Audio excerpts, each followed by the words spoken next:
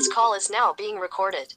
Buenas tardes, mi nombre es Laura Paola Corso y junto a mis compañeros Daniel Anderson Hurtado y Adriana Mercedes Peña vamos a presentar la actividad complementaria 1 sobre el diagnóstico de la economía colombiana.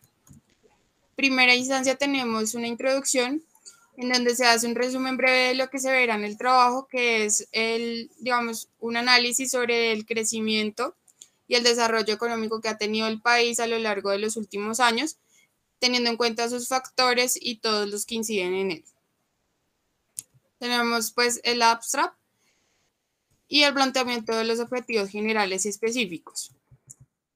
Bien, entrando como tal en materia, pues en el contexto de la historia de Colombia, vemos que se ha manejado entre los límites del tema fiscal y se ha visto una economía en crecimiento desde el año 2000. En los últimos 10 años vemos que se ha reducido la pobreza y que se ha visto un crecimiento en la productividad. Asimismo, vemos que los déficits que tiene la economía en este momento se debe a la mala infraestructura, a la baja productividad laboral, a la competencia a nivel local y a la desigualdad en los procesos de la informalidad laboral. Vemos que el tema de las exportaciones también está centrado en materias primas no renovables. Entonces, las variables que más inciden en los últimos 10 años, donde se ve cómo se ha desarrollado el país a nivel económico, se resalta el desempleo, la tasa de intervención, el dólar, el Producto Interno Bruto y la inflación, en donde vemos una pequeña descripción de cada uno con unas tasas representativas. Asimismo, pues haciendo un contraste con lo del tema de la pandemia, vemos que en el 2019 se había visto un crecimiento positivo y se preveía un crecimiento mayor para el 2020. Sin embargo, por temas de la pandemia se generó una recesión a nivel mundial, lo que afectó pues obviamente también a Colombia.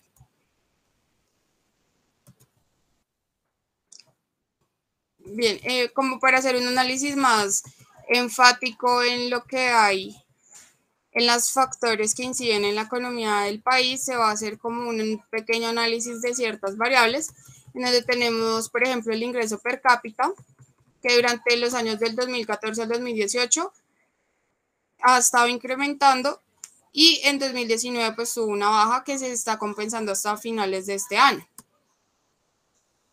Vemos acá pues una gráfica de la representación. Asimismo, pues digamos, vamos a hablar también del Producto Interno Bruto, donde se pues marca lo que es el crecimiento en medición de la riqueza que se genera en el país.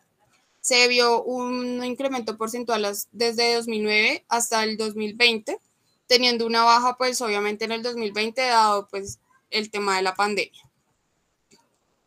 Al igual que el anterior, vemos pues una gráfica de la representación de este. Acá vemos una variación del Producto Interno Bruto en los últimos 5 años. Y si vemos más al detalle del producto por sectores, vemos lo que es una actividad económica y el porcentaje que aportan al Producto Interno Bruto de cada uno. En el primer cuadro tenemos las que aumentaron y en el segundo cuadro tenemos las que disminuyeron. Asimismo, pues como para hacer énfasis en cómo se aporta esto, vemos un ejemplo claro de la capital del país, en donde vemos cómo se distribuyen las actividades económicas y los aportes de cada uno. Tenemos también la tasa representativa del mercado, en donde claramente vemos la variación que ha tenido en este último año. Y pues acá tenemos un cuadro donde comparamos lo que es en el 2019, el 2020 y el 2021, hablando de términos de una pre y una post pandemia.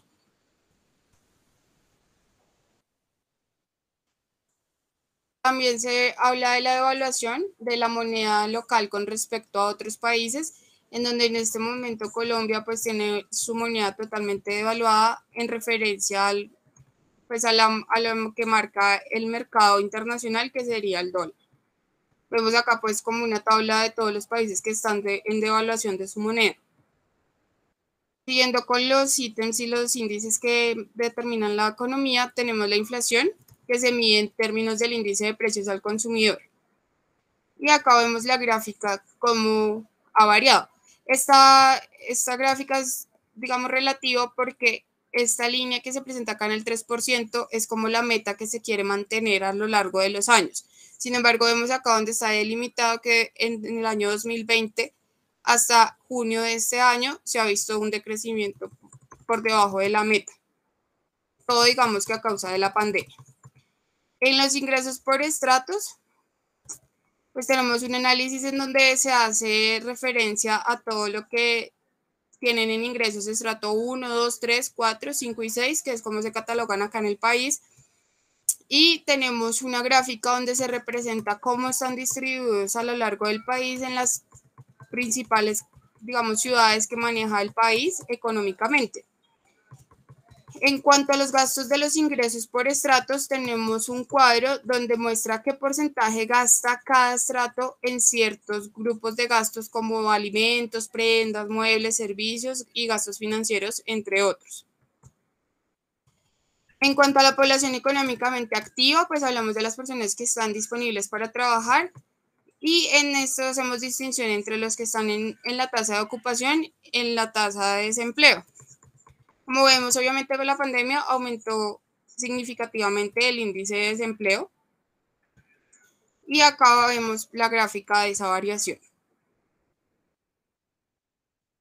Le doy paso a mi compañera Adriana para que continúe con la exposición. This call is now being recorded. Gracias, Laura. Buenas noches, profe. Bueno, con el fin de hacer énfasis en los sectores económicos y cómo ha sido el comportamiento de estos en los últimos años, vamos a hacer un análisis acerca de cada uno de ellos. Entonces, vamos a hablar acerca del sector primario, sector secundario y el sector terciario. Entonces, el sector primario es el cual comprende todas las actividades que están relacionadas con la explotación de los recursos naturales, como es la ganadería, la silvicultura, la pesca, entre otros. Los productos de este sector no son generalmente transformados, es decir, que se venden tal cual como nacen. Pero algunos productos sí necesitan ser transformados pues para salir a la venta, como es el ejemplo del café, el arroz y el azúcar.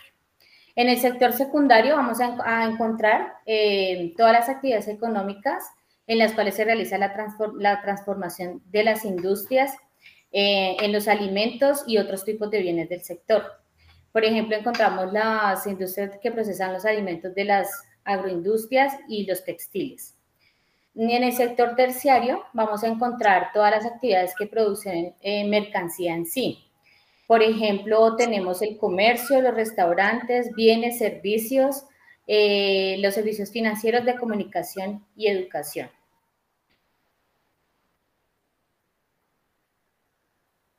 Aquí vamos a encontrar una gráfica que nos habla o nos detalla un poco acerca de las actividades económicas. Ellas siempre van a estar ligadas, valga la redundancia, entre las tres. Necesitamos del sector primario para llegar al secundario y obviamente del secundario llegar al terciario. Y así sigue como el ciclo.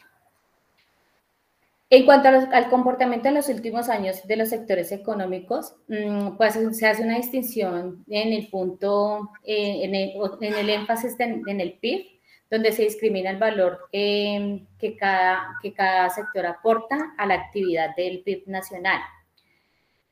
Según el último boletín técnico de importaciones del DANE, para el periodo comprendido entre enero y noviembre de 2020, Colombia obtuvo una variación del 19% con respecto al año anterior. Las importaciones fueron las más relevantes, de 39,349 millones de dólares, donde el 76% fue el sector manufactura y el 17% del grupo de productos agropecuarios. Para dar detalles de las importaciones, el ranking de importación de productos en Colombia, tenemos maquinaria y equipo, productos químicos, artículos, petróleo, cereales, materias primas, legumbres, pescado, productos preparados y comestibles. En las exportaciones, de acuerdo con el boletín técnico de exportaciones, Colombia exporta hacia Estados Unidos, China, Ecuador, Panamá e India 28,021 millones de dólares, lo cual disminuyó un 22,5% frente al mismo periodo de 2019. Vamos a encontrar que se exportó petróleo, la hulla, coco, briques, oro no monetario, productos químicos, artículos manufacturados. Entonces, con el fin de obtener un panorama completo de la economía del país, pues es necesario considerar la deuda de las obligaciones económicas. Le doy paso a mi compañero Daniel Anderson. Buenas noches, profesora. Me corresponde hablar acerca de la deuda externa pública y privada del país. Bueno, se entiende por deuda externa el monto de los pasivos contractuales desembolsados y pendientes de reintegro que asumen los residentes de un país frente a otro. O sea, en este caso, Colombia frente a otro país, con el propósito de realizar en el futuro pagos a capital, intereses, o en el mejor de los casos, a ambos, a capital e intereses. En el caso colombiano, la deuda externa, de acuerdo al corte, de acuerdo al último corte emitido por el Banco de la República, que corresponde al 20 de junio de 2021, Colombia alcanzó una deuda de 157.492 millones, que eso equivalía al 51.7% del Producto Interno Bruto del país. Esto pues tuvo un aumento con referencia a diciembre de 2020 en 2.999 millones de dólares, que eso equivale al 1.99%. Si vemos el gráfico 1 de la presentación, se puede observar que para el 2020, perdón, para el año 2000, la deuda del país estaba por debajo de los 40.000 millones de dólares. Y esa deuda se mantuvo más o menos en ese promedio aproximadamente hasta el 2006. Y después del 2006 ha sufrido un incremento y ha ido creciendo y creciendo y creciendo hasta la fecha de hoy, como lo dije anteriormente, que se encuentra sobre 157.492 millones de dólares. Pero se ha marcado un incremento más amplio en el año 2020 y 2021. Esto pues debido a toda la crisis económica generada del país, y esto provocó pues que el país tuviera un endeudamiento mayor.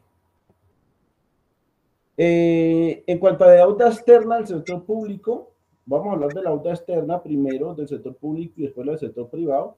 Al mismo corte de junio del 2021, el saldo de la deuda externa del sector público alcanzó un monto de 91.971 millones de dólares, mayor que el año 2020 en 2.278 millones de dólares, o sea, creció un 2.5%. Y en la deuda del sector privado, al cierre de junio del 2021, el saldo de la deuda externa del sector privado fue de 65.514 millones de dólares, equivalente al 21.5% del Producto Interno Bruto. Bueno, seguimos con la deuda interna pública, que son las reservas internacionales, y decimos que la deuda interna pública en Colombia llegó a un 61% del Producto Interno del país. El Ministerio de Hacienda reveló que la deuda interna del gobierno en mayo de 2021 llegó al 61% del Producto Interno Bruto proyectado para ese año, alcanzando una cifra de 410 billones, que a su vez presentó un incremento del 11% frente al el mismo periodo en el 2020. Y en la última gráfica, tenemos un recuento de los últimos 10 años, correspondiente del 2012 a la fecha, y vemos cómo del 2012 al 2015 la deuda interna sufrió un incremento, pero del 2014 al 2019 se mantuvo sobre el mismo valor, y a principios del 2019 hasta la fecha actual ha sufrido un incremento, y todo esto debido a, pues, a la crisis económica en la cual el país se ha visto la necesidad de pronto de invertir, o que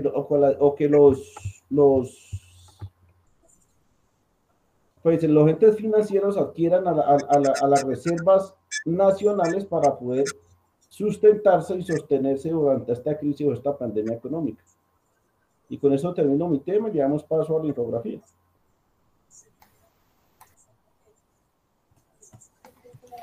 Gracias, Dani. Bueno, profe, vamos a hablar en la infografía la diferencia entre crecimiento económico y desarrollo. Antes de esto es importante saber que en el mundo se encuentran dos tipos de países, los desarrollados y los que se encuentran en vía de desarrollo. Esto es importante porque nos ayuda como a entender las disimilitudes y problemas que hay entre las naciones desarrolladas y las que se encuentran en vía de desarrollo. Le paso a mi compañera. Bien, les voy a hablar acerca de lo que es el crecimiento económico. Entonces, para pues se hace distinción en que se mide solo para el aumento en el ingreso nacional real, que vendría siendo el Producto Interno Bruto, en donde se toma en cuenta el volumen total de bienes y servicios prestados en la economía. Asimismo, teniendo un crecimiento en este sentido, vemos que se asegura un bienestar, se mejora la calidad de vida y se asegura un incremento en los ingresos, también con el fin de proporcionar empleos. Ahora doy paso a mi compañero Daniel, que les va a hablar sobre el desarrollo económico.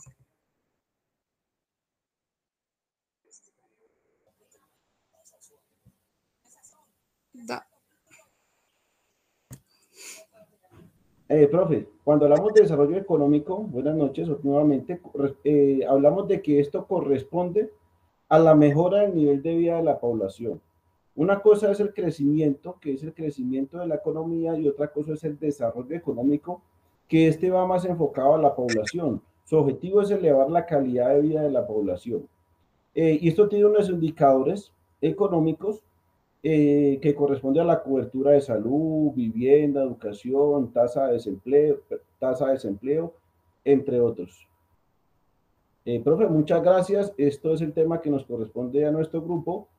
Que tenga una feliz noche.